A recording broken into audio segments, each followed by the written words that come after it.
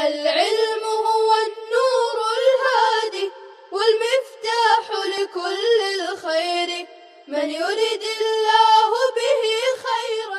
بسم الله الرحمن الرحيم.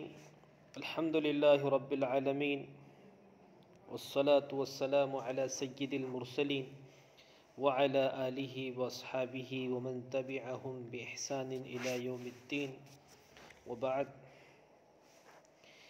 اگلا شعر ہے: اذا استقبلت نفس الکریم مصابها بخبث ثنت فاستدبرته بالطیب. اذا استقبلت نفس الکریم مصابها بخبث ثنت فاستدبرته بالطیب. استقبل استقبل استقبال اسباب استفعال، استقبال کرنا، سامنا کرنا، معنی یہاں سامنا کرنا ہے. نفس الکریمی، شریف انسان کی طبیعت. کریم جمع کرام اور کرامہ. مصابہ اس میں مفعول ہے. اسباب افعال اصاب یصیب اصابتاً، مصیبت پہنچنا. بخبث، خبث اس کے معنی گندگی، لیکن مراد یہاں جزا فضا اور بے صبری ہے. خبوثہ بیکار ہونا اور گندا ہونا. والذی خبوث لا یخرج الا نکدا. سنت، یہ سنا یسنی سنین، اسباب ضربہ موڑ دینا. الا انہم یثنون صدورہم، موڑ دینا. فاستدبرتہ، یہ بھی اسباب استفعال، پیٹھ پھیرنا، پشت دکھانا. بطیب، طیب اس کے معنی ہے خوشبو، عمدگی، لیکن یہاں مراد ہے صبر اور سکون.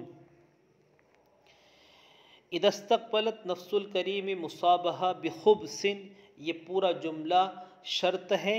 سنت یہ اس کی جزا ہے، اور فاستدبرتہ بالطیب یہ سنت پر اس عطف ہے. ترجمہ ہے: اگر کوئی شریف آدمی اپنی مصیبت کا سامنا جزا فضا اور بے صبری کے ساتھ کرتا ہے تو وہ لوٹ کر اس کے بعد صبر و سکون سے کام لیتا ہے. اگر کوئی شریف آدمی اپنی مصیبت کا سامنا جزا فضا اور بے صبری کے ساتھ کرتا بھی ہے تو وہ لوٹ کر اس کے بعد صبر و سکون سے کام لیتا ہے. سابقہ اشعار اور ابیات اور قصائد میں آپ نے غور کیا ہوگا، متنبی ایک ہی مضمون کو مختلف اسلوب اور پیراہن میں بیان کرتا ہے اور بیان کرنے کی کوشش کرتا ہے.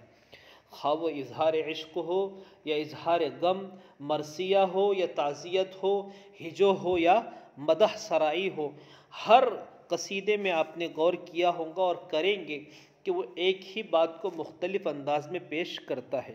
یہاں بھی چونکہ مضمون چل رہا ہے سیف الدولہ کو تسلی دلانا یماق کی وفات پر، یہاں اب ایک نئے انداز میں وہ سیف الدولہ کو تسلی دینے کی کوشش کر رہا ہے. یہاں شرافت اور کرامت کا حوالہ دے کر سیف الدولہ کو صبر کی ترغیب دے رہا ہے. شعر کا مطلب ہے کہ بادشاہ سلامت شریف آدمی اول مرحلے میں اگر مصیبت سے گھبرا بھی جائے تو وہ فوراً سنبھل جاتا ہے اور صبر سے کام لیتا ہے. آپ کی شرافت تو مسلم ہے، آپ بھی شریف النفس ہیں، لہٰذا آپ کو بھی صبر سے کام لینا چاہیے.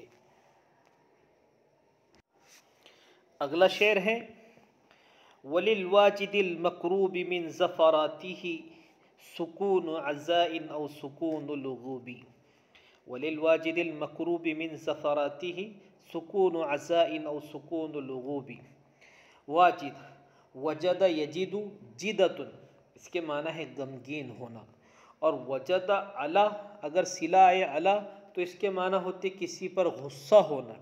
اور وجد الشیء وجوداً وجداناً، اس کے معنی کوئی چیز پانا. یہاں پہلا لفظ ہے، پہلا معنی مراد ہے، اور یہ جدتن اس کا مصدر آئے گا، اس کے معنی ہوتے غمگین. الواجد غمگین، غم زدہ شخص. المکروب یہ کرب سے ہے، اسباب نصرہ اس کے معنی ہوتے ہیں بے چین ہونا اور پریشان ہونا. زفرات، زفرات یہ زفرتن کی جمع ہے، اس کے معنی ہے چیخ پکار، آہیں سسکیہ، قرآن نے بھی یہ لفظ استعمال کیا ہے، لہم فیہا زفیر، کہ جہنم میں جہنمیوں کی عجیب چیخ و پکار ہوگی۔ سکون و عزائن، عزا صبر کو کہتے ہیں، تسلی کو کہتے ہیں، عزیہ یا عزا اسباب سمیع، صبر حاصل کرنا، اور اسی سے آتا ہے تعزیت، کسی کو صبر کی تلقین کرنا، صبر دلانا۔ سکون لغوب، لغوب یہ ضربہ نصرہ دونوں سے آتا ہے، اس کے معنی ہوتے تھک جانا، ہار جانا۔ قرآن کریم نے بھی یہ لفظ استعمال کیا ہے، وَلَقَدْ خَلَقْنَا السَّمَاوَاتِ وَالْأَرْضَ وَمَا بَيْنَهُمَا فِي سِتَّةِ أَيَّامٍ وَمَا مَسَّنَا مِن لُغُوب، کہ ہم نے اتنے آسمان اور زمین کھڑا کر دیے لیکن پھر بھی ہم تھکے نہیں، ہم کو ذرا بھی تھکاوٹ محسوس نہیں ہوئی۔ وَلِلْوَاجِدِ الْمَكْرُوبِ مِن زَفَرَاتِهِ،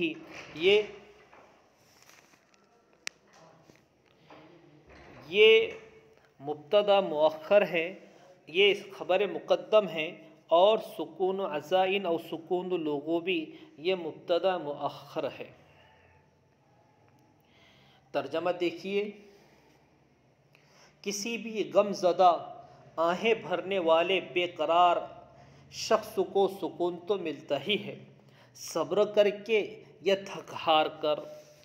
کسی بھی غم زدہ آہیں بھرنے والے بے قرار شخص کو سکون تو ملتا ہی ہے، صبر کر کے یا تھک ہار کر۔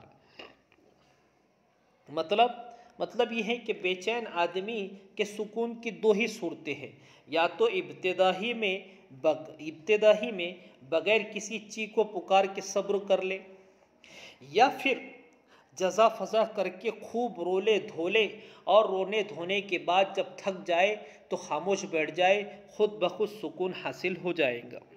وَكَمْ لَكَ جَدًّا لَمْ تَرَ الْعَيْنُ وَجْهَهُ فَلَمْ تَجْرِ فِي آثَارِهِ بِغُرُوبٍ۔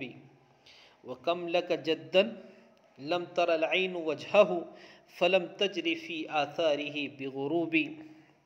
جدن جمع جدود اور اجداد، اس کے معنی باپ دادا پورے اوپر کے سلسلے پر اس کا استعمال ہوتا ہے۔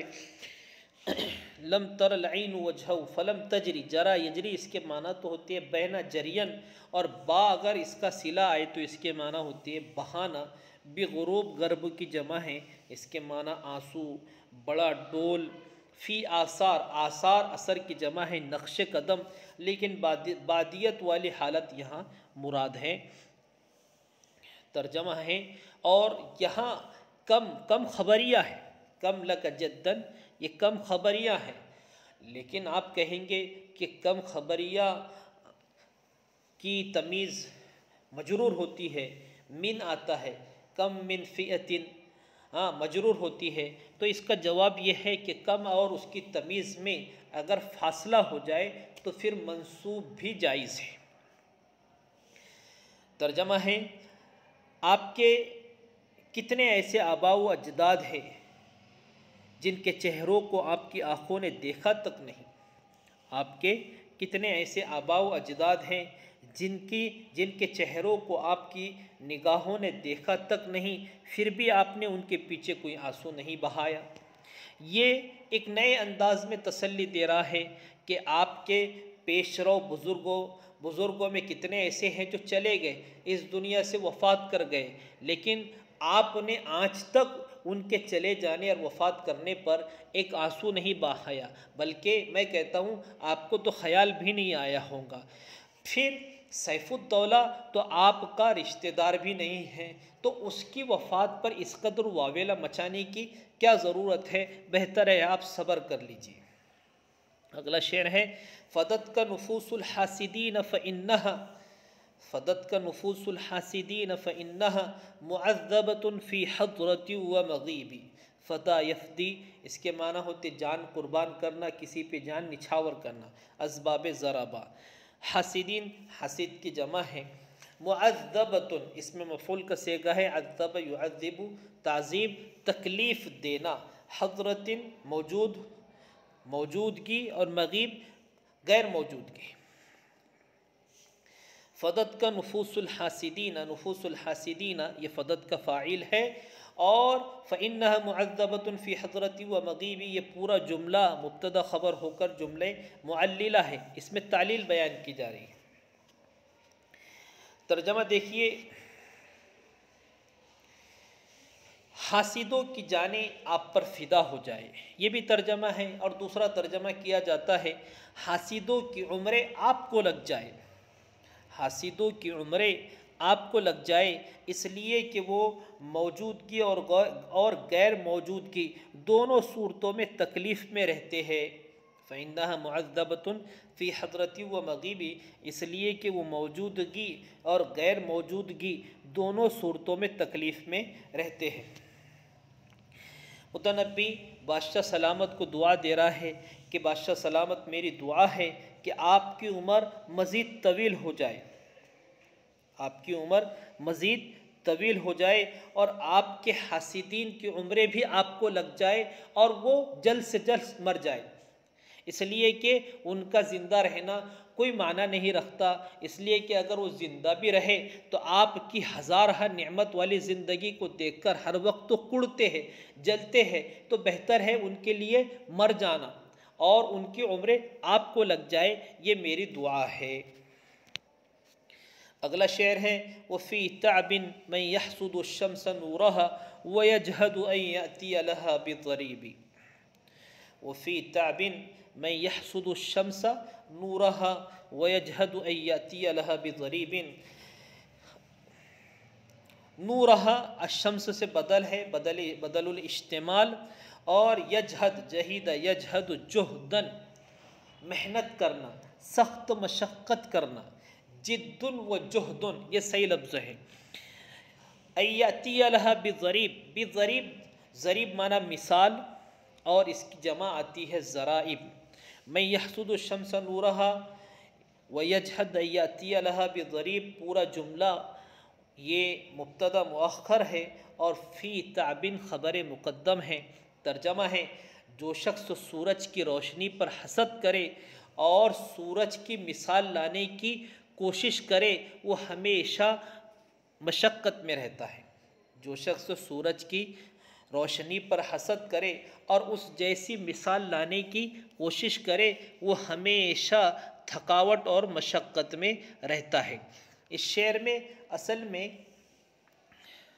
سیف الدولہ حاسدین پر طنز کرتا ہے اور سیف الدولہ کو سورج سے تشبیہ دیتا ہے کہ جس طرح سورج پر حسد کرنا اور دوسرا سورج لانا یہ تحصیل محال ہے اور حماقت ہے، اسی طرح سیف الدولہ پر بھی حسد کرنا اور سیف الدولہ کی نعمتوں کے زوال کی تمنا کرنا ایسا ہی ہے جیسے سورج کے زوال کی تمنا کرنا اور دوسرے سورج لانے کی کوشش کرنا، جو تحصیل محال ہے۔